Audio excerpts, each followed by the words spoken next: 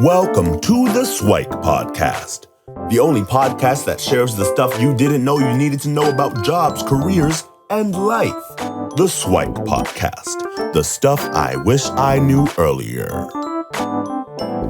Hi, everyone, and welcome to the Siwike Stuff I Wish I Knew Earlier podcast. We're here again with our guest host, Micheal Fearon, and we thought we'd have a discussion on building skills during times of recession or economic downturn. So how are you doing today, Micheal? I'm doing pretty good. How are you doing? I'm fantastic as always. So we're not officially in a recession right now, but there's a lot of talk about, well, it's definitely a low point in the market right now. So in any times, not even just in low market times, it's always good to be kind of a lifelong learner and continuously keeping up your skills. We want to talk specifically about, like, during this time, let's take an opportunity to build your skills and capitalize on that. So as we were kind of building the outline for the show, we want to talk a little bit about planning your strategy. So for first, one of the things that we want to be mindful of is what skills are we actually referring to. Calling that out. So what would be some of the categories of skills that we would want to develop during a recession or any time? Well, I think during any time, I know right now there's lots of talks about recession and slowdowns, and there's lots of fear in the world. And because of that, I think it's always a good time to look at what you have. And you have all sorts of skills. You have both your soft skills, just how you communicate and talk to people and interact. You have your hard skills, I guess I'd say, or your technical skills. So things that you've learned, ability to work with different software, different tools. And then beyond that as well, you have just your life skills. People underestimate how much just life teaches you all kinds of management skills and all kinds of other skills that you wouldn't necessarily think of, but are really useful at any time during your career or at any point during your career. Sure. Go ahead. Oh, yeah.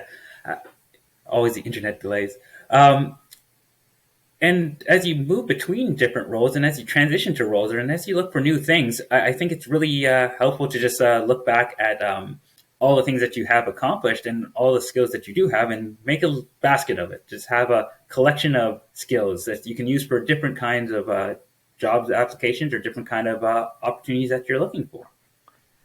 For sure. So what I'm hearing is basically, as you plan your strategy, is get an understanding of which types of skills or what skills you want to develop. So you mentioned the hard and the technical skills. So a lot of boot camps and micro credentials or online courses can help you with learning how to code or like AI, machine learning, cybersecurity, or what have you, right? All those technical skills.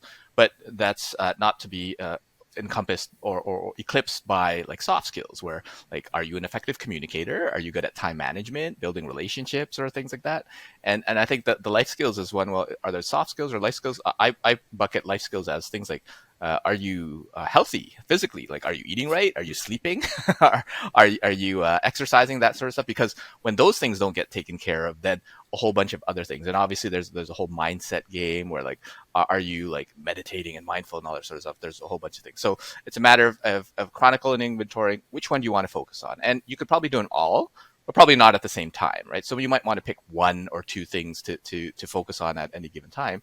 And I think what you said is important about having that basket of skills. And I think we talked about calling it like auditing your skills, like, and with all the things that you want, what do you already have? And maybe you want to get to a 7 out of 10 at any of them, 8 out of 10 at any of them, but are you a 0 or are you a 5, right? How far are you on the spectrum to do that? So I think that's a great thought. Yeah, I do really think that you have to kind of know yourself. Mm-hmm. You have to know where you are to figure out where you're going. You can't just pick a direction and kind of just run off, because you don't necessarily grab the skill, or you don't necessarily put the practice in, I like to say, or do the hours towards getting those kind of requirements that will bump you to where you want to be. I really think about it from the sense of auditing skills. I tend to be not a great network person. Put me in a room, and sometimes I'll perform amazingly and hit it off great, and other times it's not my vibe. Because of that, I kind of come up with a really good strategy of really trying to know where do you excel and what environments give you the chance to showcase what you have.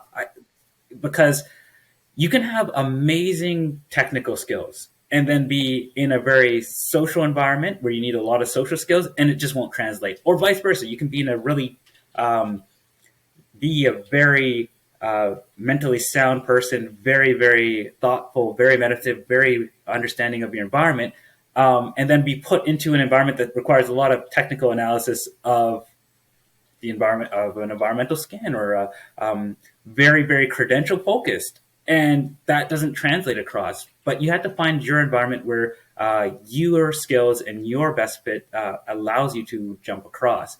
So I think of when I transitioned between being a teacher or doing my teaching degree to disaster management.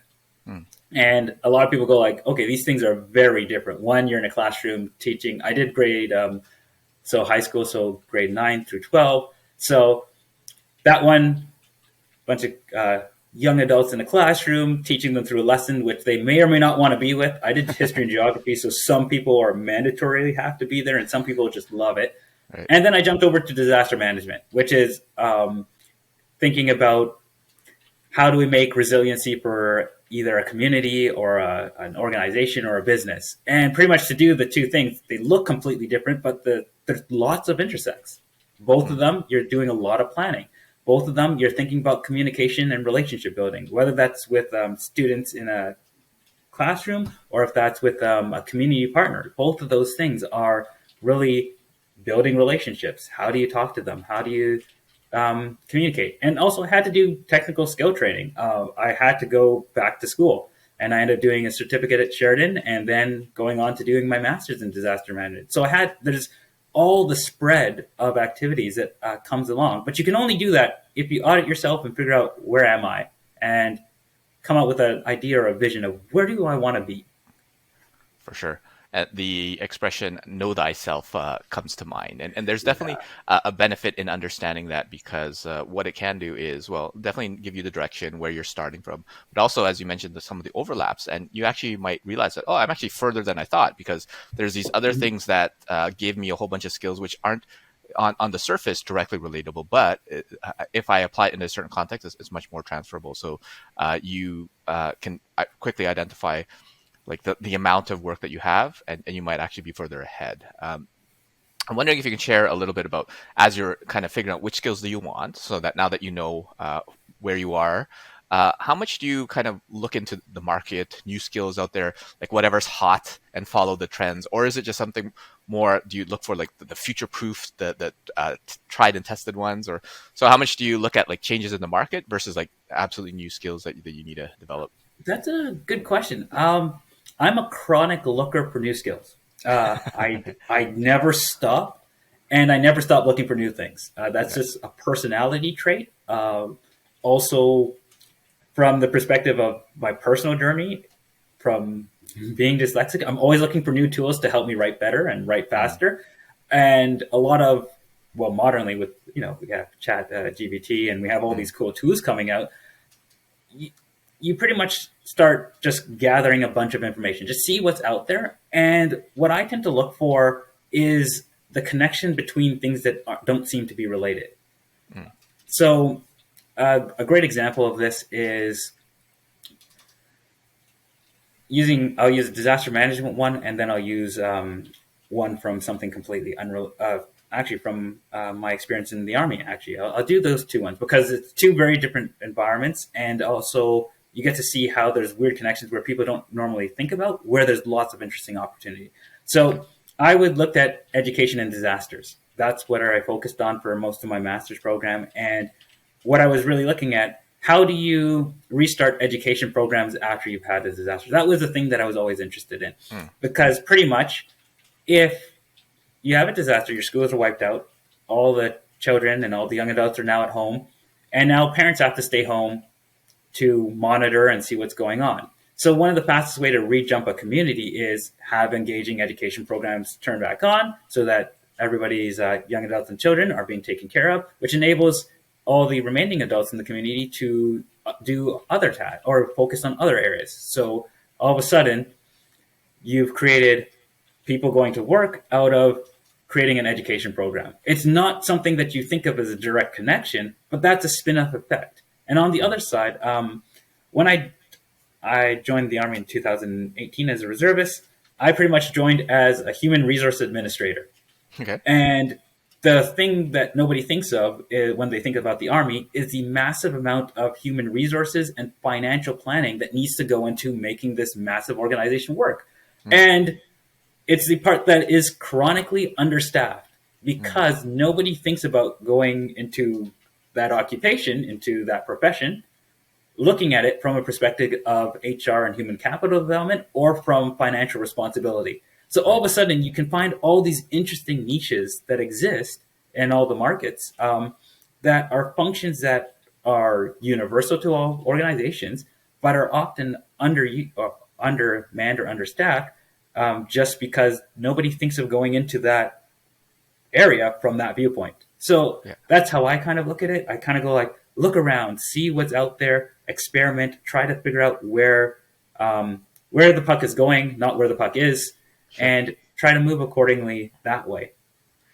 So what I took from that is even if you're going into the market or trying to find skills that are hot because it's kind of the next buzzword or whatever, there's always some, or there's often some underlying commonalities where the connections may not seem as direct on the surface, but if you can kind of find, well, why is it hot? What can I bring to the table? And even in a totally different context. And, this is where I add a unique value where seemingly they're unrelated, but I can kind of add my own interest in there. So in lieu of focusing what's on hot. So it's really just personal preference, either focus on what's hot, but instead of just doing it for the sake of doing it, because you can make a lot of money, you get a job easily, look at one step below and say, okay, what are the connection points? What are some of the background that I can add value to it? Because that'll help you kind of stay in it more than when the next fad or the next thing comes in. And then you're like, I just spent 2 years training for this thing and then the puck moved. Right. Yeah. And then that sort of thing. it's, always, I kind of go, by the time I hear about it in people that are like in the general population as is the main thought, the puck is actually moving somewhere else. Yeah. That's what I kind of imagine happening always. This isn't always true. But it's what I always imagine. So I always go like, okay, I see a tool that exists. I was gonna pick one. Okay, let's do ChatGPT because everybody likes talking about it and it's trendy. This exists. Great. It's a cool database system that kind of pulls information that correlates it into a nice report at the end and gives you a nice template. Okay. Interesting. What's the underlying motion that's driving this? Is it the augmentation of people with machine learning? So it's allowing us to do more critical thinking and then have templates generated so that it augments our ability? Is it a productivity thing? Or is it more about the general idea of communication? And if I want to be on the communication sides of it, then I should really look at how is that going to augment my work or make my work faster. If I want to be on the developer side of it, it's going, how does it work? How do we maintain it? How do we update? Where does it pull information from? How do we vet the information? So then you see these little areas that are actually a spin-off of the main thing, which everybody's looking at. Look at how cool the software is, or look at how cool the AI is, not going, what are the other avenues that this affects that are opportunities for either for me to put thought towards because I'm a thoughtful person, put my technical skills toward because I'm a technical person, or even use my interpersonal skills because it becomes a sales item for like pitching it to other people. So like that's how I try to look at and think about the future of the labor market. It's go, where is it going? What are the underlying currents? And where do I fit in that underlying current? Or where do I want to fit in this thing? Do I want to be on the top of the current, riding on the top of the wave? Or do I want to be swimming underneath the current? Right. Where do I want to sit? For sure. And what I took from that is if you decide to go follow the current, there are still unique strengths that you can apply to it, which might be tangential above, in the middle, or below the current, as you were saying in the analogy. So just make sure that you kind of pick where you fit best, because otherwise you're competing against other people that are going to be way better at whatever they are. So you should also focus on your strengths and how you apply it as well. I'm wondering if you could chat a little bit about like, given that everything's kind of digital online, and Yeah. social media is kind of huge, and we're all staying connected there. What are your thoughts about like maintaining your digital presence and updating, keeping your resume updated and things like that? What are your thoughts on that as you build Um, your skill set? I've learned as time goes on, updating your resume more and more is becoming just a task on its own, a task that you just need to do.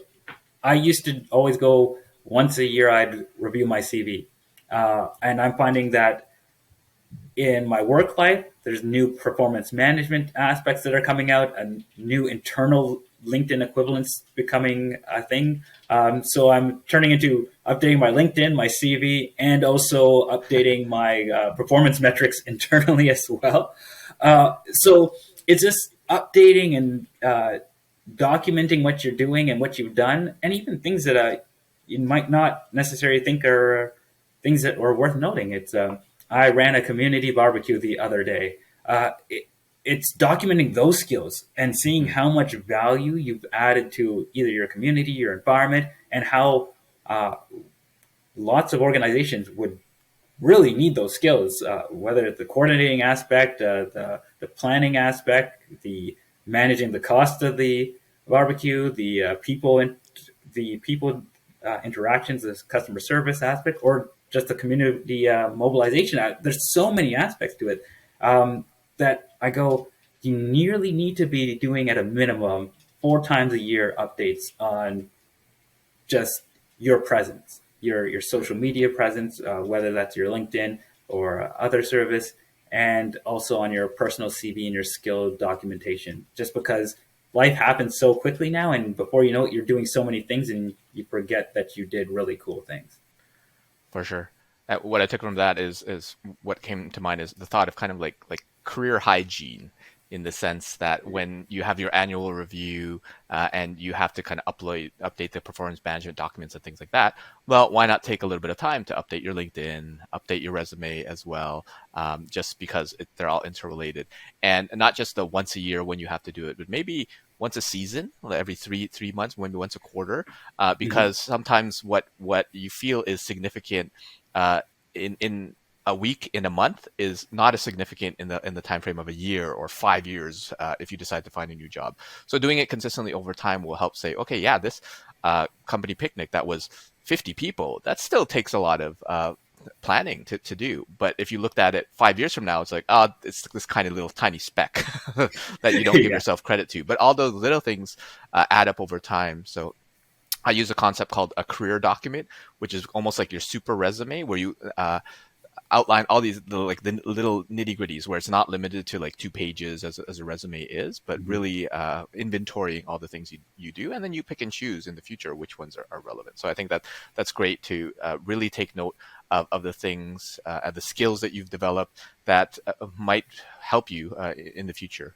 Um, I'd love if you talked a little bit about expanding your network. So you mentioned that you're not a great networker Yeah. sometimes, and sometimes you are, but Sometimes. but as a skill, it seems like that expanding your network is a skill on its own that everyone should really develop, and part of it expanding your network. Can you talk a little bit about that? Oh, yeah. So I don't consider myself the greatest networker yet. Work in progress. Everyone has their areas.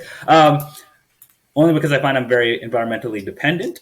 So Mm, I fare better in different environments. I'm pretty good on one-on-one situations. So in which case, I tend to do a lot of informationals. Either on LinkedIn, I will reach out to people in my field, or I will reach out to my region, my immediate reports, or my manager, or through other contacts, and have those coffee talks, or have a pass by to the office to say, how, what's it like to do this role?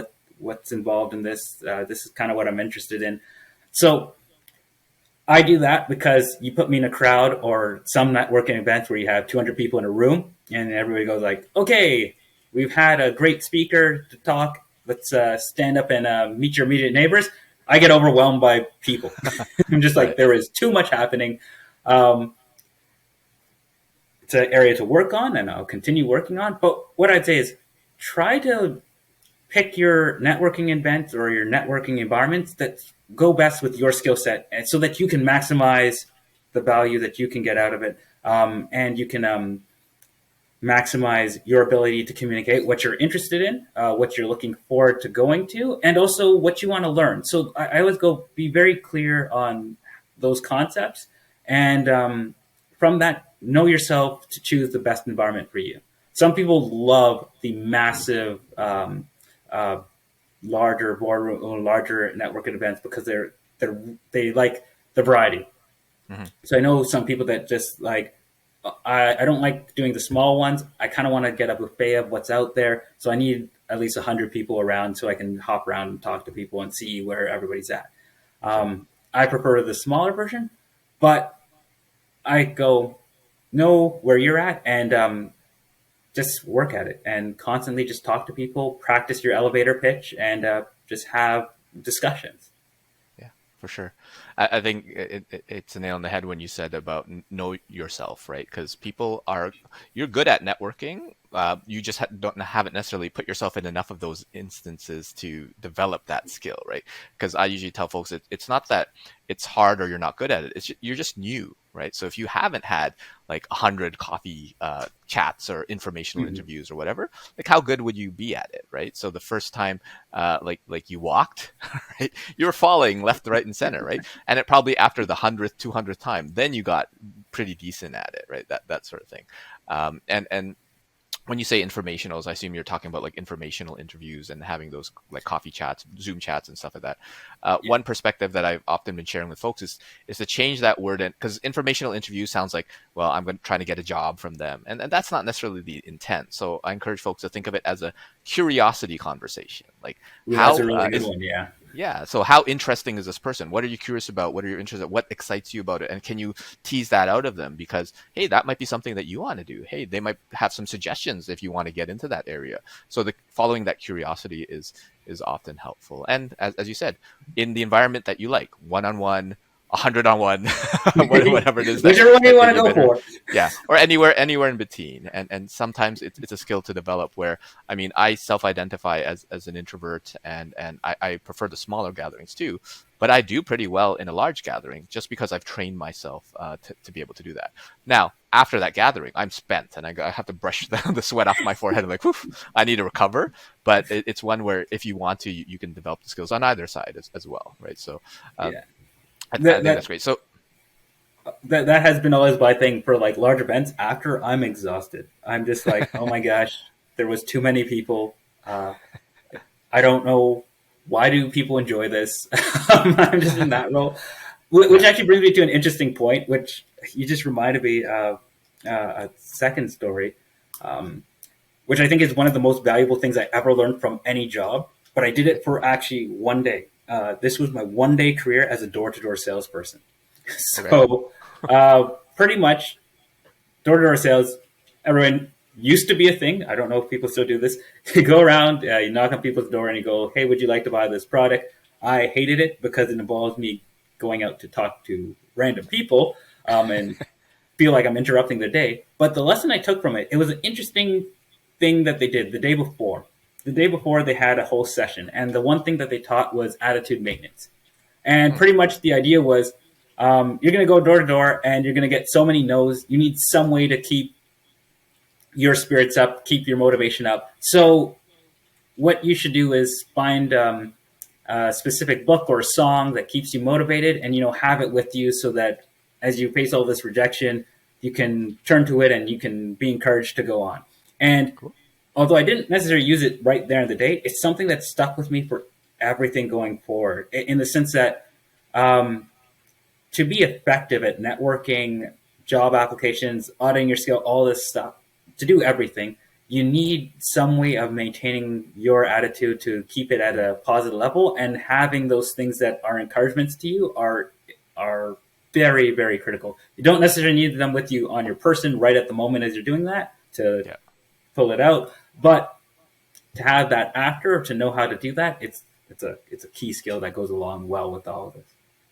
For sure. I think that's very important. And I was chatting with someone on the importance of self-care. So this is what it reminds me of in the sense of like having a book or a song or something that energizes you throughout the day, because unfortunately your energy reserves get depleted like a battery, that sort of thing. But if you put on that song, then maybe your battery recharges back to like past low power mode or whatever, and then Yeah, back to the normal power save. operating, and then yeah, power save mode, that sort of thing.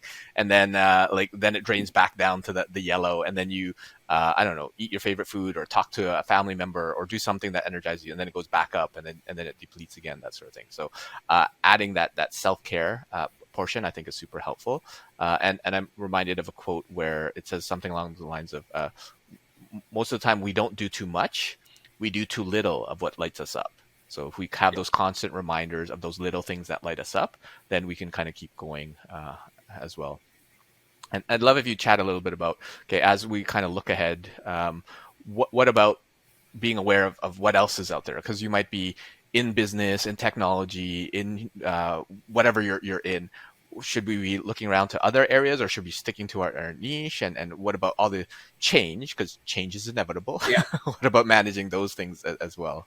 Well, yeah, right now is an interesting time. Actually, I would say generally across a lot of like global labor markets as well. In Canada and Ontario in particular, because we're here, we are facing serious labor shortages in certain fields. Mm-hmm. The medical field has major shortages. Some of the other services as well. Actually, for the most part, we generally have across the board lots of organizations that are desperately looking for people to fill all sorts of roles. And pretty much the main challenge with it is one, not everybody's thinking about those roles, or not everybody's thinking about those areas as areas that they would necessarily want to jump into off the bat. I know in government side, it is a conversation. There's a challenge of attracting new talent. Mm-hmm.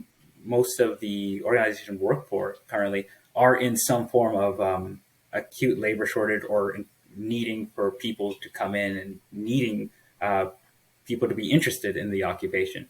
But for a lot of people, when people think of jobs of the future, they think of, yes, the software engineer fields. They think of that as being a big growing area that everybody goes for. They do think of some of the sales fields as well as an area. The trades are always hurting for people. If you're a more tactile person, that area always is looking for more people to come in. So I think we're in an interesting transition point. My optimistic side of me goes towards thinking we're going to be in a stage where there might be nearly too much opportunity. You might not know what to choose from to go. Okay. I know it might not seem like that now, but we're in the middle of a lot of interesting trends that are happening. Demographically, we're going to have an aging population that's going to be stepping out of the workforce, and stepping out of the workforce in all levels of organizations, from junior to senior management, from even line work. It's just the way the population chart goes. That's what's going to happen. And I don't know yet, and I don't think most people know yet, what that's going to impact for presenting opportunities and all the jobs that will just become, oh my gosh, this was critical for society to run.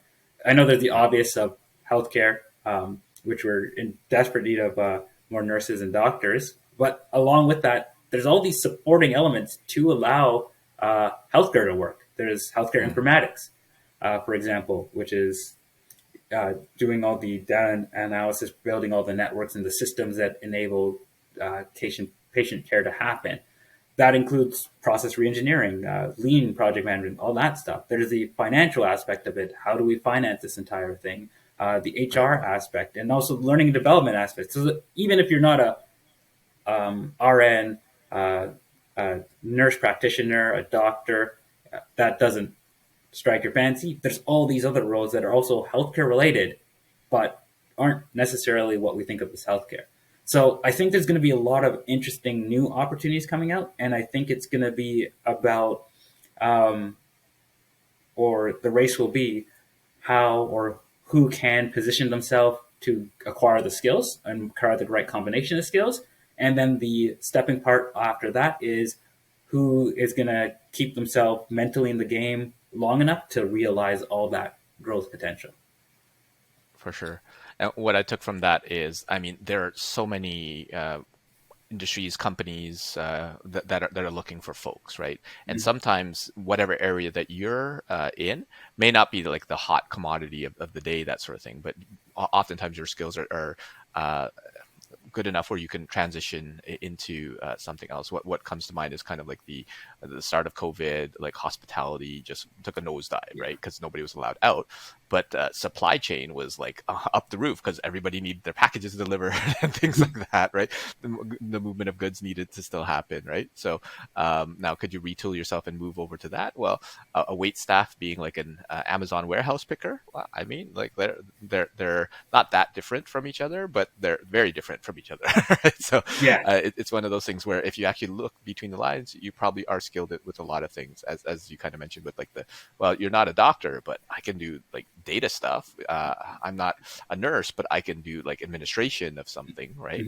So there's all sorts of different opportunities. So what I'm taking from that is just be more open-minded. So in addition to knowing yourself, being open-minded to what could your fundamental skill set, not necessarily just what your title needs to be in the future. So I think that's great. And as we start to close off this episode, because I think there's tons more that we could talk about building your skill sets. Just to summarize in a little bit, one is to kind of plan your strategy. Like, well, what is it that you actually want to learn? And then do a bit of an audit, know yourself to see where you are so that you can figure out how far you need to go. And then the last bit is actually to go ahead and pick a skill to learn, having lots of conversation, expanding your network as a result, and thinking more broadly about where your skills could be applied in the future or right now. So any other stuff I wish I knew earlier or comments that you want to share about building your skills during an economic downturn or just all the time, actually? Just all the time. I think beyond that, just stay curious. That is where I would go with it. If I could come up with an overarching thing, it's just stay curious, look for opportunity, because you miss 100% of the chances you don't take. For sure. Yeah. Good old Wayne Gretzky quote thrown in there. And yeah, stay curious. Take on the skill of being a lifelong learner and always constantly adjusting yourself, reinventing yourself. It doesn't have to be a full reinvention. It could be just a small tweak, learn something new each day, and that following that curiosity could be super helpful. So thanks, Micheal, for sharing your insights, and hopefully we'll have you back in a future episode. Yeah, sounds good. Thank you for having me. Take care. Thanks for joining us on the Siwike Stuff I Wish I Knew Earlier, the podcast. If you like the podcast, please subscribe on iTunes, Stitcher, or wherever you found this podcast. And if you can give us a review, that would be very appreciated. Feel free to contact me on LinkedIn at Lukidanu, Lukidanu, and the same on most social media platforms. And I look forward to hearing from you. Thanks. Bye.